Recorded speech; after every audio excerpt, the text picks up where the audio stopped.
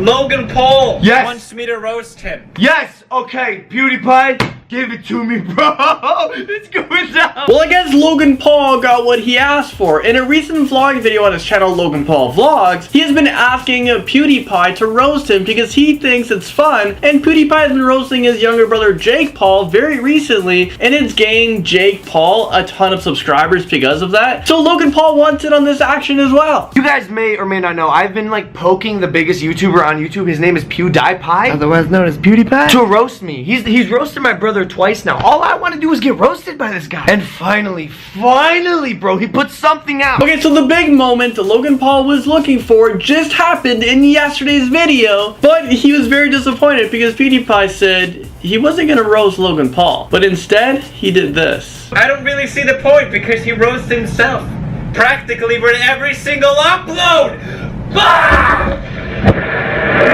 No. If you're a hater, I will kill you. No. Okay, so maybe Logan Paul is gonna have to wait for the real roast from Pewdiepie. It's gonna happen. It has to happen, right? Instead, Pewdiepie just yesterday decided to roast Watch Mojo, who is a top 10 channel here on YouTube. I'm a little bit scared, I'm not gonna lie, because what if he goes after top 10 channels? I have one most amazing top 10, and I don't really like all the drama stuff. But for Logan Paul, he has been thriving on it, and he's been embracing the drama. Right now, he's actually the fastest growing YouTube channel in the world. The only channel that is beating him is a YouTube channel, YouTube Movies. Not really sure what that is. Logan Paul is currently hitting almost 2 million subscribers a month, which is incredible. He'll be passing his little brother Jake Paul. He'll be passing the Jake Paulers very, very soon. There's gonna be more Mavericks. Well, maybe, because Jake Paul yesterday hit over 100,000 subscribers in just a day, which just seems so impossible. I mean, what are these brothers doing? But a huge congrats to both of them. I'm a huge fan. Okay, so the new Game of Thrones trailer just came out, and here's a sneak peek of season 7.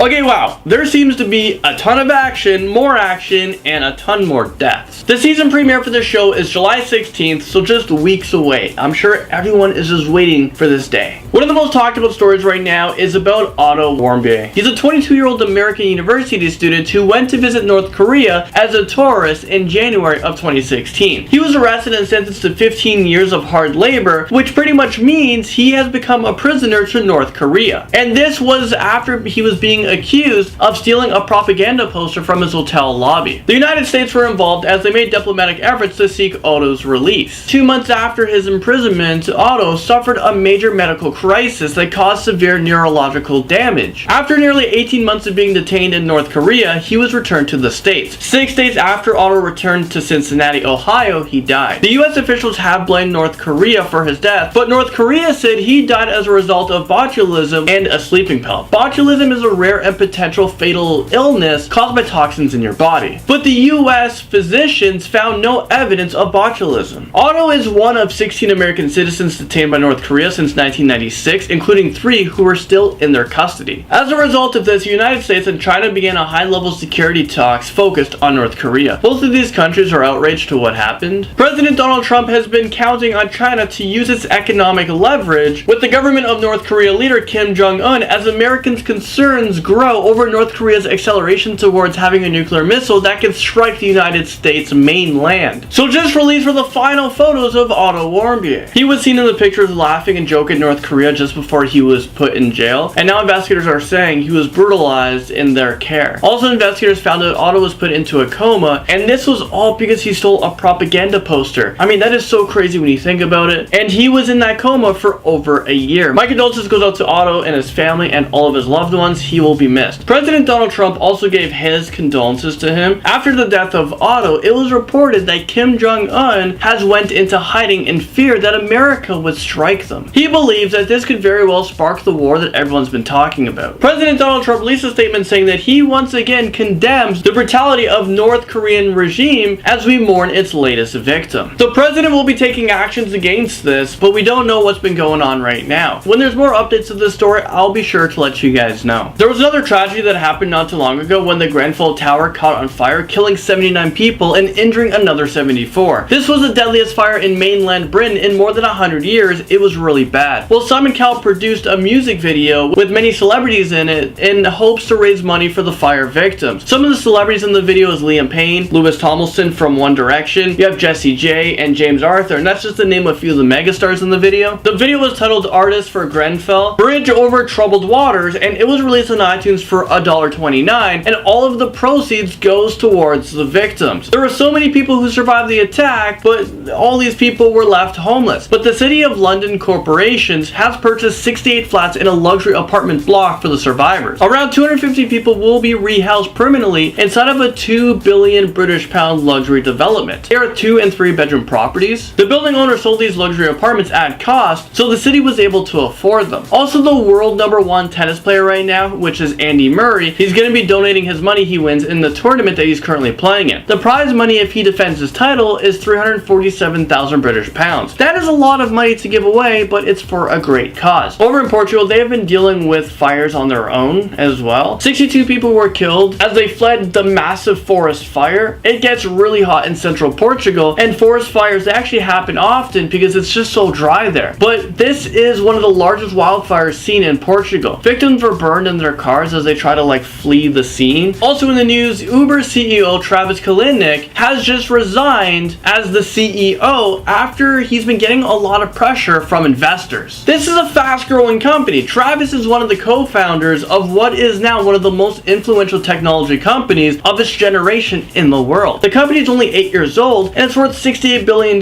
Travis's net worth is $6.8 billion, but now it's time for him to step down from his company and focus on other things. Who knows what else this mastermind of a guy is going to come up with. Also, someone else stepping down, and it's been shocking the world, is the director of the upcoming movie, the Han Solo prequel movie to the Star Wars movie. Lucasfilms has just made this announcement. The directors are Phil Lord and Christopher Miller. They are talented filmmakers who have assembled the incredible cast and crew. But they say that they just have a different creative vision on this film, so they decided to part way. It wasn't what they wanted. So whatever ideas they had for the movie, well, it's going to go in a completely different direction. Let's just hope in the end the Han Solo spin-off movie that comes out in 2018 is good. This movie still doesn't have an official name for it yet, but we'll probably know soon enough. Oscar legend Daniel Day-Lewis has just officially retired from acting. This guy is 60 years old, but I think he has so much more to give. He has a movie right now in post-production, and that's called Phantom Thread. His last movie before that was actually back in 2012, so he hasn't been in movies for a while, but it's still sad to see him retire. Well, there you guys have it. We're going to end off with the retirement right there. I'm not going to retire though. I'm going to see you guys all in the next video. Thank you guys so much for watching. I'm actually flying off in the morning to VidCon to meet all of you guys, as many of you guys as possible. So I'm going to be in the Anaheim area. I'm going to be in the Anaheim Convention Center. I can't wait to see you guys, and I'll see you guys soon on here in a new video, I think on Monday.